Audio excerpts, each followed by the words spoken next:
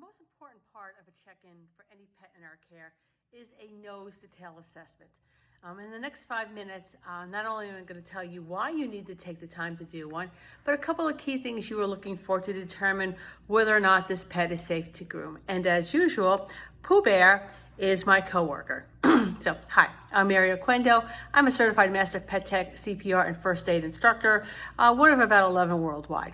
So if you don't think you have the time to do that for every pet, give me about 5 minutes of your time to change your mind, okay?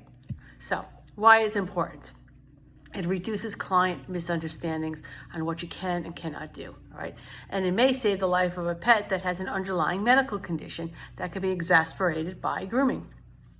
It'll also give you a heads up on the behavior of a pet, especially around sensitive areas, right? So what do you want to look for? Watch them walk, right? So even before you put your hands on them, watch them walk. Are they favoring a leg, or are they having difficulty walking? That could be arthritis. It can also be a pre-existing injury, right? Walk in front of them, all right? Check their body language, and are they tracking you, all right? Do they seem to be kind of out of it, or are they exhibiting signs of aggression, right? Look at the ears, all right? Are they presenting inflamed? Do they feel warm to the touch, or do they have like black gook in them, all right? All are indicators of a possible infection. And just a quick note here, when you're talking with the clients, you do not want to diagnose any condition. We are not veterinarians. Use descriptive words, okay? Check gum color. If you had time to do one thing and one thing only, check gum color, all right?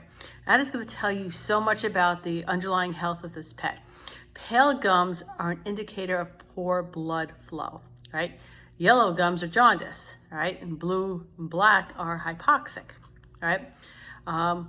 They are, anything that has to do with poor blood flow, think possible heart attack or any other significant medical concern.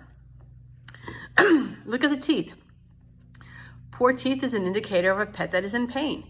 And a pet that is in pain can and will bite, especially when you get around that face, all right? Are they coughing or are they wheezing? All right, again, possible heart condition or any other number of health concerns, all right? Do they feel lethargic? They're not feeling well, and they may have any number of contagious diseases, all of which you do not want in your facility, right?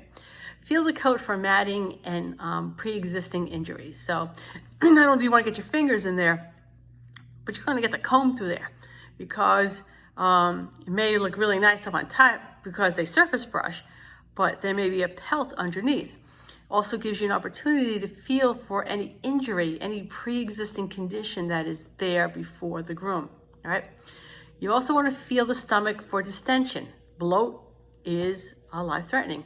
And there is another video on this on my YouTube channel on bloat, all right? Notice the pet's reaction whenever you touch any particular area, all right?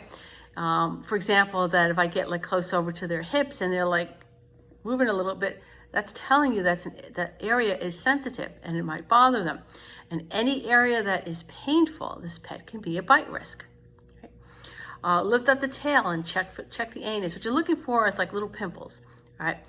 They can be anal cysts, and they can be quite messy if they pop. Plus, the infection rate on an anal cyst, once it pops, is really, really high. Right? This assessment should take all of 3 to 5 minutes. All right? It gives you time to discuss any concerns with the owners, and it can prevent a social media blasting over something that could have been prevented and noticed in the first place. Right?